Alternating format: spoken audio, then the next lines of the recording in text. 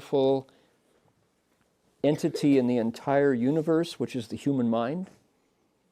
More transactions going on in the electrical makeup of the brain than anything else in the world, given its mass and volume. You're putting that to work in service of the good. It's not a small thing. We're so numb because of, do I have my phone with me? I don't. The phone is such a marvelous device, what it can do, that we're kind of numb to our internal computer. You know, the 电脑 somehow is more exciting than our 神脑, you know.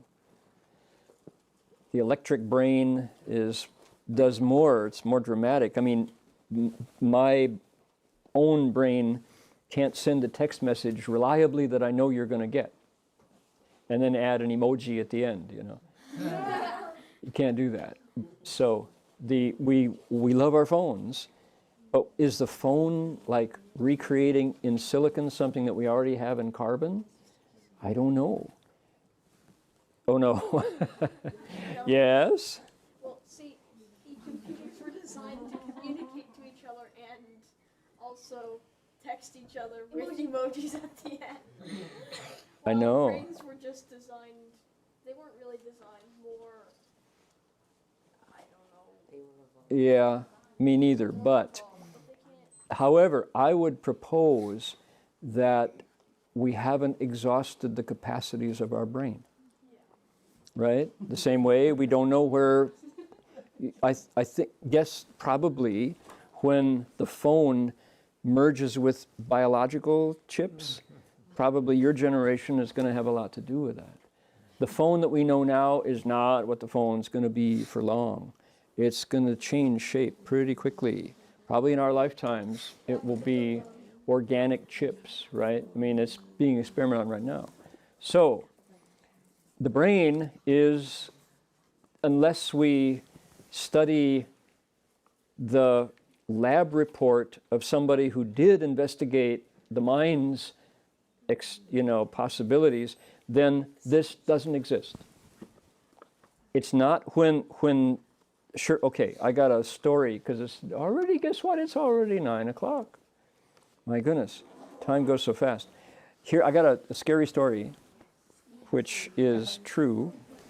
1985, Vancouver, Gold Buddha Monastery. I forget the actual circumstances. Something had happened. There was a new weapons breakthrough, and I think Reagan on the seat in 1985, and yeah, and Star Wars. It was Reagan's Star Wars. That's what it was. And people were saying, gee, Shifu was visiting Gold Buddha in Vancouver, which he did about once every 5 months or so, twice a year. And so Shifu, what's going to happen, Shifu? He said, oh, probably the same thing that usually happens. Oh, what's that, Shifu? We blow it up. What do we blow up, Shifu? The planet. We blow up the planet usually, Shifu? What's that? He says, yeah, we outsmart ourselves. We get too smart for our own good. And he said, that's usually what happens. And we come back. We come back. But then he said, but that's not the biggest problem.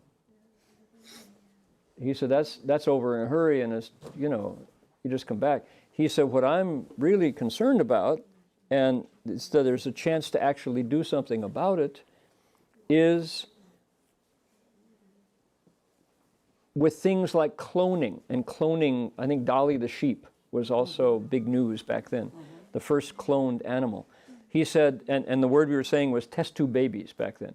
That was the vocabulary. He said, test tube babies. He said, what's going to happen is we're going to keep on synthesizing body parts to the point where medical science is going to progress to the place where if you need a new kidney, you go to a vending machine and you purchase a kidney. And because why? It'll save lives. People will call it progress, he said. Will you wonder where that kidney came from? Chances are it will come from a cloned animal. It'll be a pig's kidney adapted for human use. And he said, when our bodies, the percentage of synthetic organs surpasses naturally born organs, we will lose filiality, because you can't be filial to a test tube. You can't be filial to a laboratory or a manufacturing plant. There's no organic connection. He said what happens then is we lose the Tao. Not that it goes anywhere, but we cut off our road back to it, because filiality is the path to accomplishing virtue in the Tao. Tao. So there's a word to research, right? Tao de. He says once we can no longer find our way organically back to our parents because we don't have parents, he said the Tao is forgotten about. It's not that it goes anywhere, we don't think to look for it. Okay? It's not that the Avatamsaka Sutra doesn't have incredible life-saving instructions for leaving samsara and doing it with the Bodhi resolve in mind, but we just assume that it's philosophy or full of Sanskrit and too hard to understand or too lofty somehow, not worth studying. Whatever excuse to fail to open this up, to look into it, we kind of would rather send an email or, log on to Netflix or use our time otherwise and not do it. Or else it stays in Chinese and doesn't get translated. Or it doesn't get translated into Spanish, because that's the dominant language in California right now, numerically. We should seriously get the movement going to translate this into Spanish so people can read it, Anyway, even though we can read it, we haven't really explained it often enough to make it come alive. But how nice that we've all spent nearly a week here in this ideal climate for absorbing the Dharma with wholesome friends in different generations. I mean, I'm aware that the kids here have been watching the adults take this seriously. And that's an indelible impression. No matter whether we understood or not, they saw us do it twice a day for a week.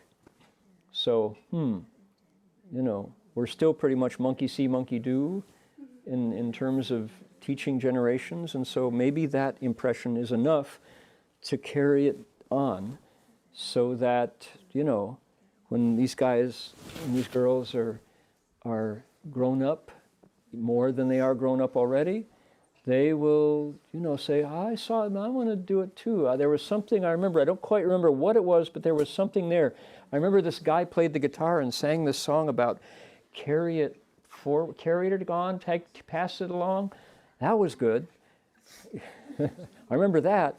Maybe I can find those tapes on YouTube. They're already archived, they're dusty, but dig it out. And beside the song there was also something else. There was this purifying something, And that's all it takes, is to get it opened and turning.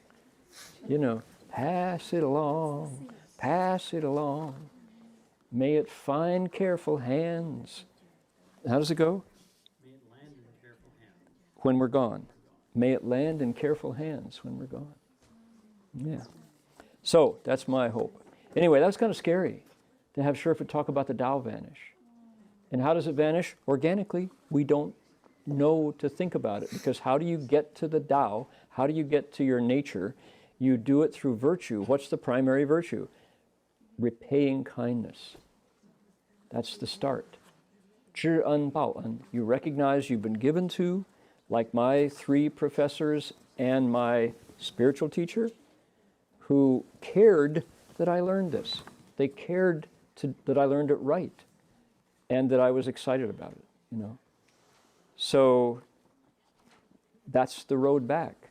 And after repaying, knowing about kindness, recognizing it, you think to pay it back. First to the Buddha, second to parents, third to teachers and elders, both secular and spiritual.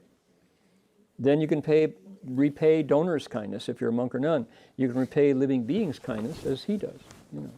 So that's the way it works. That's the power. That's the generator, is this recognition that it's been given to us, time to pass it on. Because it's valuable. It matters. This matters, you know. Otherwise, we're just kind of like mucking around in the dark, swimming a little bit, floating a little bit, drowning a little bit, and coming back. There's a lot to learn here. And what I like about this is unmistakably, this is a human. Notice that, right? This is not a god. This is not an extraterrestrial, you know. It's a human. And it comes as a complete human. And although he's training as a monk, this is a complete human. And the complete human has available to him feelings.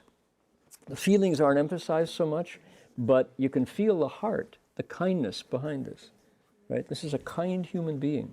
And that is a model I can get behind, right?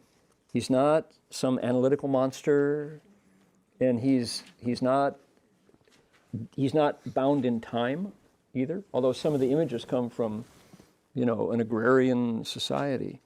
This is a kind of a universal picture of a human at his best, right? So anyway, I don't want to be with a human who's only a brain. I want to deal with a person who's also got their heart open and working, because that's a person I can trust. Master Hua's comment was, we outsmart ourselves every time. We blow the planet up, which is like, every time? You mean we've done it before? He said, yeah, every time. That's what we do. And that's not people who work with their hearts. That's people who work with their brain. Comment? What is it with the highly glorified pump that... The highly glorified what? A pump. The pump? No, not that heart. literally a Not that pump. heart. Yeah, but I mean, there is definitely, you better have one. I hope yours works really well for a long time, right? But that's not the heart we're talking about, right? Every movie star, is out there giving us stories about the heart. Love stories, right? And revenge stories and betrayal stories, and all of the great literature is about the heart. So not just the pump. That's part of it, but that's not the whole story.